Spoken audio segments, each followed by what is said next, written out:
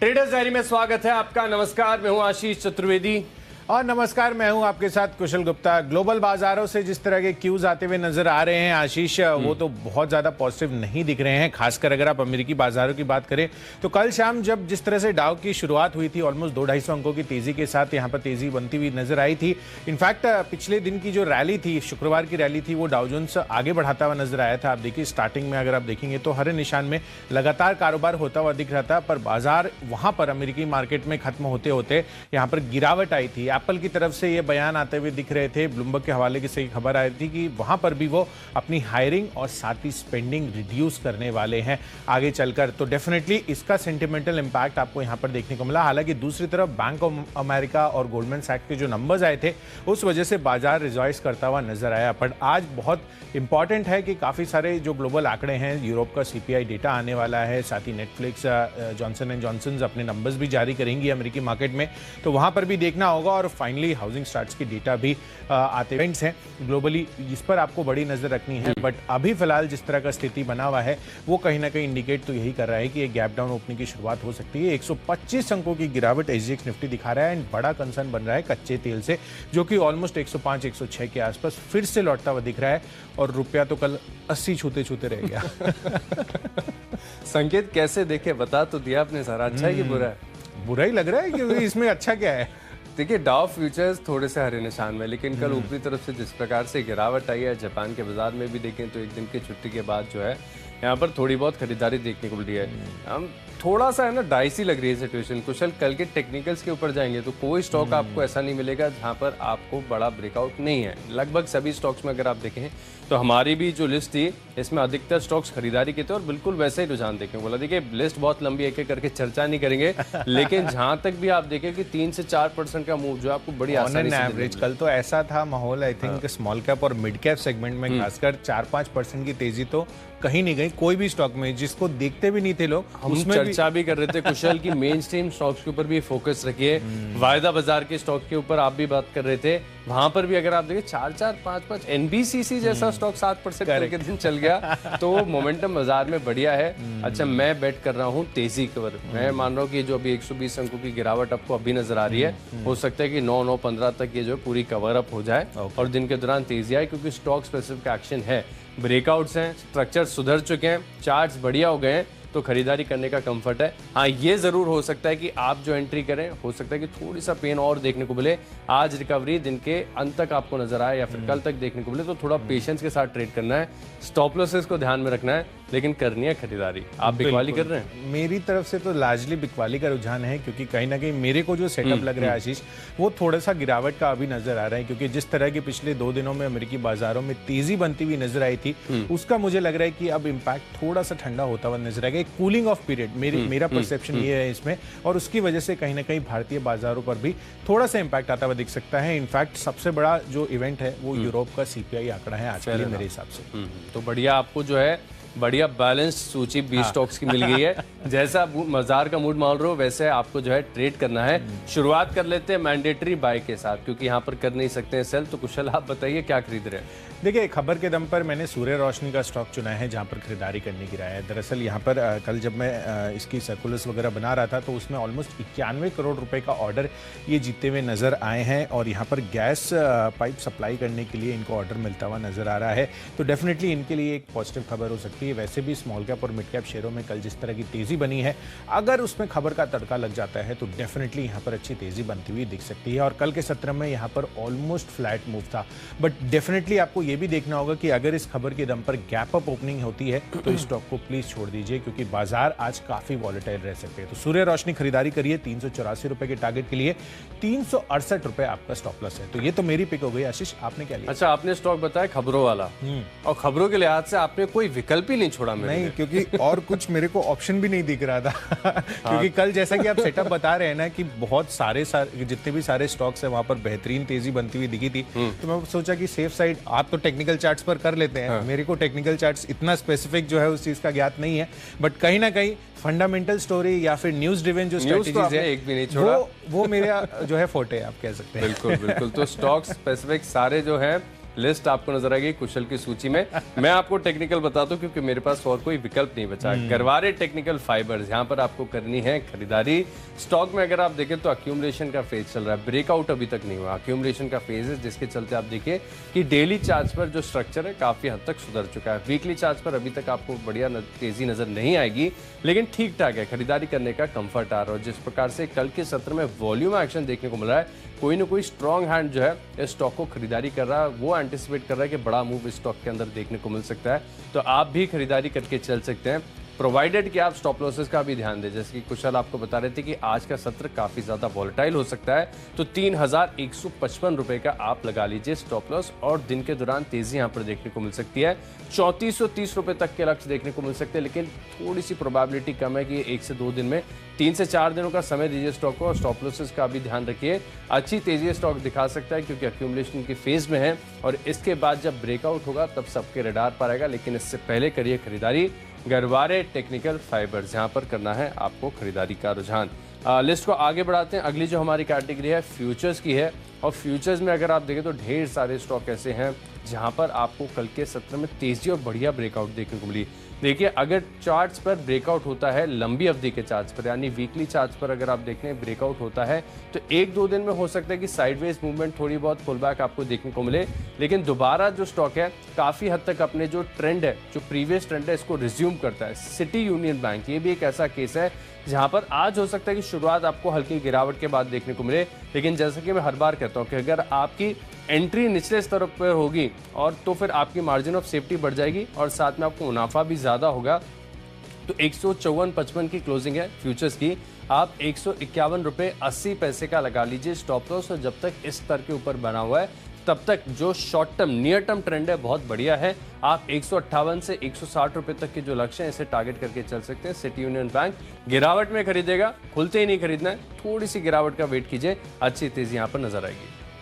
बिल्कुल, तो city union bank chart structure पर बेहद मजबूती का रुझान दिखा रहा है, तो डेफिनेटली यहां पर आप खरीदारी कर चल सकते हैं। चलिए, फ्यूचर्स कैटेगरी में मेरी तरफ से खरीदारी करनी है ओएनजीसी में। लार्जली मेरा बिकवाली का कॉल आईटी स्पेस पर था, बट जिस तरह से कल 5-6 दिनों के बाद शानदार तेजी आईटी में आती हुई दिखी थी, उसके बाद मेरी बहुत ज़्यादा हिम्मत नहीं हो पाई। हालांकि एप्पल की जो रिपोर्ट आती हुई दिख रही है ब्लूमबर्ग के हवाले से, वो थोड़ा सा सेंटिमेंट खराब कर सकती है पूरे बाजार का, क्योंकि कल हमने देखा कि एप्पल की रिपोर्ट आने के बाद ही कहीं ना कहीं अमेरिकी बाजारों में आपको गिरावट आती हुई दिखी। 10:30-11 के आसपास यहाँ पर फॉल आता हुआ शुरू हुआ था, फिर उसके बाद और फर्दर गिरावट आपको आती हुई दिखी, और ऊपरी स्तरों पर जिस तरह के गेन्स डाउ जोन्स में बनते हुए दिखे से 200-250 अंकों की तेजी के साथ शुरुआत हुई थी, वो पूरी की पूरी बढ़त ये गवाते हुए नजर आए थे ब्लूमबर्ग के हवाले से जो रिपोर्ट आती हुई दिखी थी एप्पल की। तो कहीं ना कहीं आईटी स्पेस थोड़ा सा कमजोरी का रुझान दिखा सकता है, बट लार्जली कल जिस तरह की तेजी हुई थी उसकी वजह से यहाँ पर फोकस नहीं है मेरा आज के लिए। बट डेफिनेटली ओएनजीसी कच्चा तेल 5-5.5% की जो तेजी होती हुई दिखी है, डेफिनेटली जिस तरह से स्टॉक की पिटाई हुई है, कच्चा तेल की जब गिरावट हुई थी, अगेन ऑन द रिवर्सल यहाँ पर आज खरीदारी देखने को मिल सकती है। तो 134 रुपए के टारगेट के लिए खरीदना है आपको, 128 रुपए का आपको स्टॉप लॉस लगाकर चलिए बढ़ते हैं अपनी अगली कैटेगरी जो है ऑप्शंस पिक, और यहाँ पर सेफ साइड मैंने चुन लिया है सन फार्मा का काउंटर, जहां पर खरीदारी कर चल सकते हैं। दरअसल फार्मा स्पेस पर तो लगातार हम कल भी बात कर रहे थे कि ये एक डार्क हॉर्स हो सकता है और यहाँ पर अच्छी तेजी बन सकती है, बट अब ब्रोकरेजेस का भी सहारा आता हुआ दिख रहा है, जिसमें जेफरीज और साथ ही एचएसबीसी, इन दोनों ने खरीदारी की राय बरकरार रखी है इस काउंटर पे, और टारगेट दोनों में ही बढ़ा दिए हैं। 910 रुपए से बढ़ाकर 1020 रुपए के टारगेट जेफरीज देते हुए दिख रहे हैं, और एचएसबीसी ने भी 1040 से 1055 के टारगेट दिए। मौजूदा भाव आप देखिए 880-885 रुपए के आसपास का है, तो 880 रुपए का at the money call option आप इसमें खरीद कर चल सकते हैं। 13-13.5 रुपए की प्राइसिंग है, 27 रुपए यहां से ऑलमोस्ट डबल हो सकता है, पर 8 रुपए स्ट्रिक्टली आपको यहां पर स्टॉप लॉस भी मेंटेन कर चलना है। तो स्टॉप लॉस मेंटेन कर ब्रोकरेज की राय के साथ अच्छा स्टॉक सन फार्मा यहाँ पर आपको करनी है खरीदारी।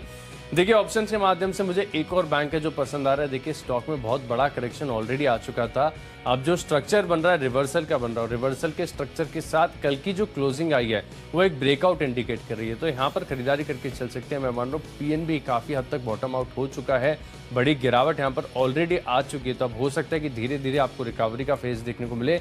लेकिन हम कोई बड़ा मूव एक्सपेक्ट नहीं कर रहे इंट्राडे में। देखिए क्योंकि पीएनबी जैसे जो स्टॉक्स हैं, इनकी लॉट साइज काफ़ी ज़्यादा बड़ी होती है, तो यहाँ पर अगर आपको 10 पैसे भी मिल गए तो आपको इंट्राडे के हिसाब से गेन काफ़ी बढ़िया हो जाएगा। तो 32 रुपये की जो कॉल ऑप्शन है, यहाँ पर आप करिए खरीदारी। शायद 31-35 के आसपास की जो है स्पॉट में इसकी क्लोजिंग हुई है, और मैं मान रहा हूँ कि अगर दिन के दौरान 31-65 तक का भी स्तर आपको स्टॉक के अंदर देखने को मिलता है तो इस कॉल ऑप्शन की वैल्यू बढ़कर 65 पैसे के आसपास हो सकती है। 55 पैसे की क्लोजिंग है।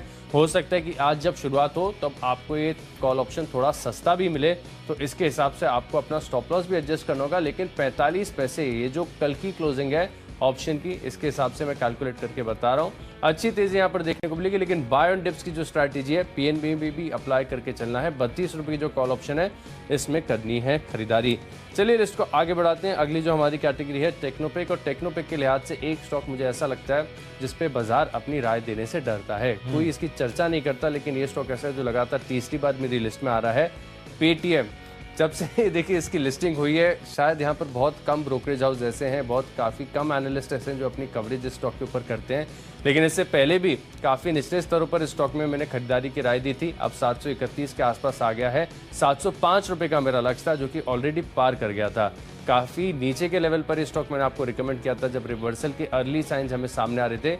अब देखिए रिवर्सल का स्ट्रक्चर हो गया है पूरा, और कल की क्लोजिंग हुई थी। कल करीब 3 से 3.5% का स्टॉक के अंदर मूव देखने को मिला।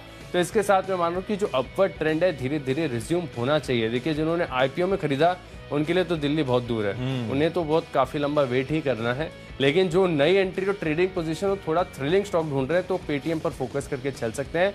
810 रुपये यहाँ से विजिबल नजर आ रहा है। 731 की क्लोजिंग है, सिर्फ 30-31 रुपये नीचे का आपको रिस्क ध्यान में रखना है। 700 रुपये का लगा लीजिए स्टॉप लॉस। पहले 705 रुपये का लक्ष्य दिया था, अभी उसके ऊपर चल रहा है। अब 810 रुपये के लक्ष्य लिए पेटीएम में करिए खरीदारी।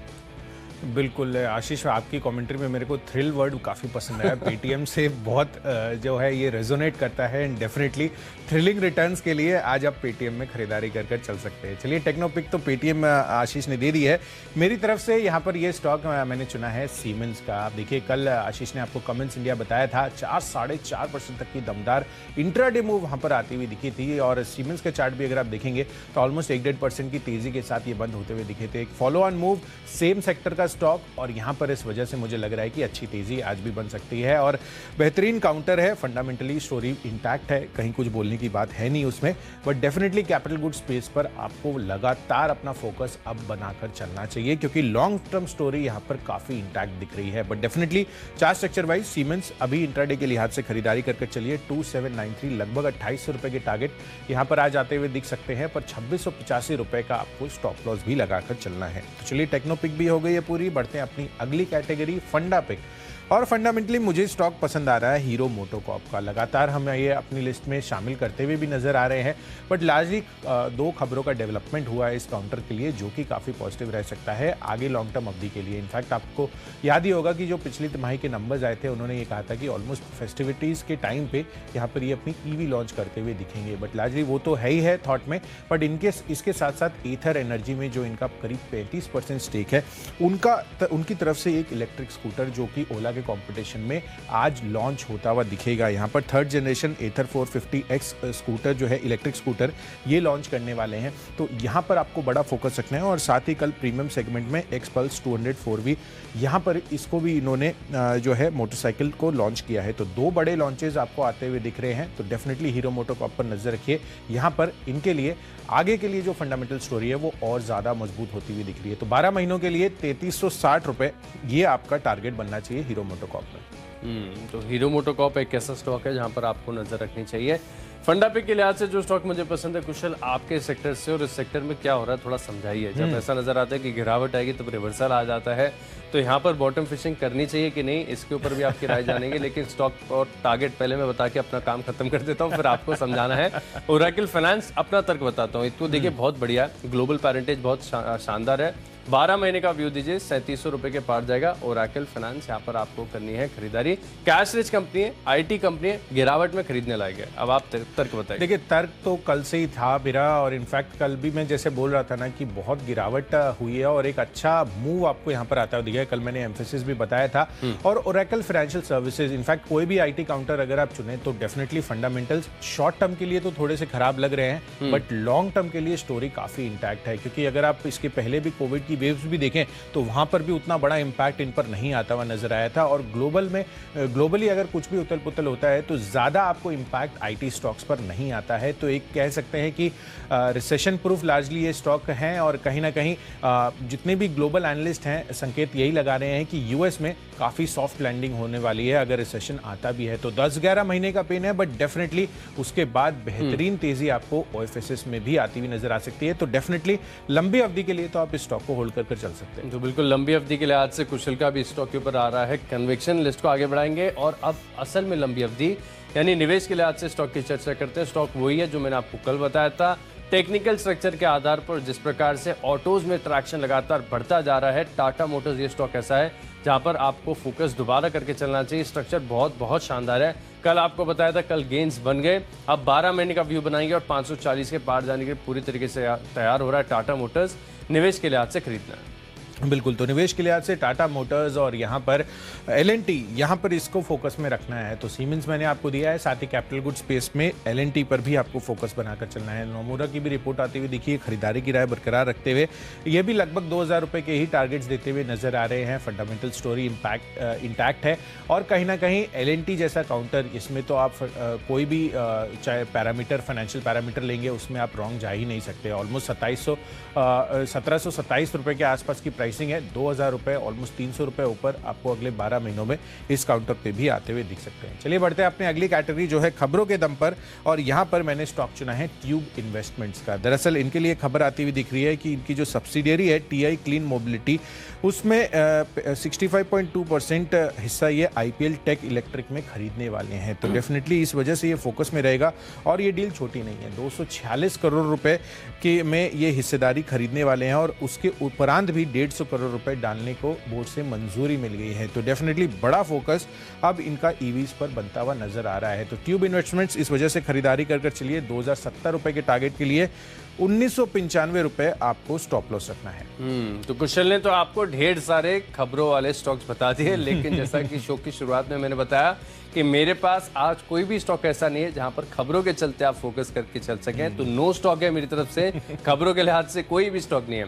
लेकिन माई चॉइस के बड़े शानदार स्टॉक होंगे। 6 स्टॉक बचे हैं, और यहाँ पर देखिए पहला स्टॉक है मेरी लिस्ट में JSW एनर्जी, जहां पर आपको करनी चाहिए खरीदारी। कुछ ब्रोकरेज हाउस की तरफ से इनिशिएट वाली जो रिपोर्ट्स हैं वो भी आई हैं, और टेक्निकल स्ट्रक्चर भी ठीक ठाक है। खरीदारी कर सकते हैं 240 के लक्ष्य के लिए। 230 यानी केवल 4 रुपए का रिस्क लेना है।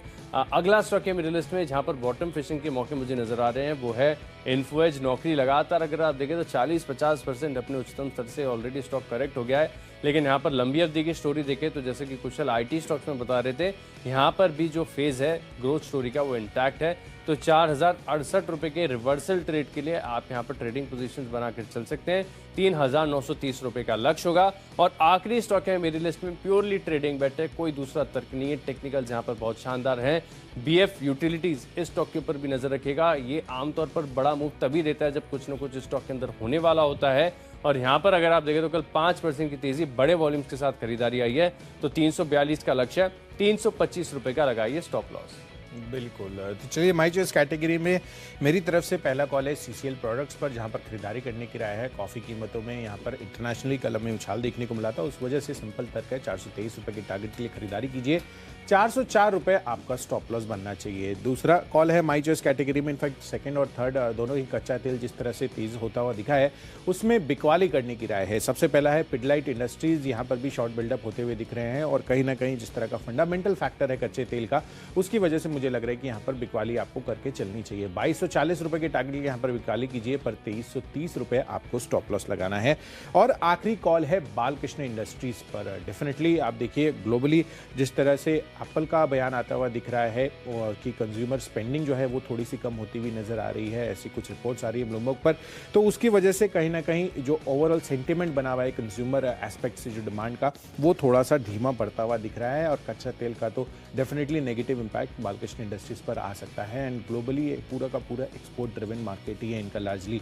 तो यहाँ पर आपको बिकवाली करने की राय है, 2300 रुपए की प्राइसिंग है। 2230 रुपए के टारगेट के लिए बिकवाली कीजिए, 2330 रुपए हायर, 30 रुपए ऊपर आपको स्टॉप लॉस लगाकर चलना है। तो चलिए, जो 20 स्टॉक्स इनकी फोकस लिस्ट हो गई तैयार, जल्दी से देख लेते हैं रिकैप। कैश का स्टॉक है मेरी लिस्ट में, Garware technical fibres, city union bank के फ्यूचर्स में करनी है खरीदारी, पंजाब नेशनल बैंक 32 रुपए का कॉल ऑप्शन खरीदेंगे और टेक्निकली बढ़िया लग रहा है पेटीएम, फंडामेंटली बेहतरीन कंपनी है ओरेकल फाइनेंस और निवेश के लिहाज से खरीदना है टाटा मोटर्स। खबरों के लिहाज से कोई स्टॉक पसंद नहीं आया, जेएसडब्ल्यू एनर्जी में आएगी तेजी, नौकरी में करनी है खरीदारी और बीएफ यूटिलिटीज में 342 रुपए का लक्ष्य होगा। इन 10 स्टॉक्स में मेरा कन्विक्शन सबसे ज्यादा है टेक्नोपिक पेटीएम में, बढ़िया रिवर्सल के संकेत यहां पर सामने आ रहे, स्टॉक ब्रेकआउट के कगार पर है, 810 रुपए के लक्ष्य के लिए खरीदारी करेंगे।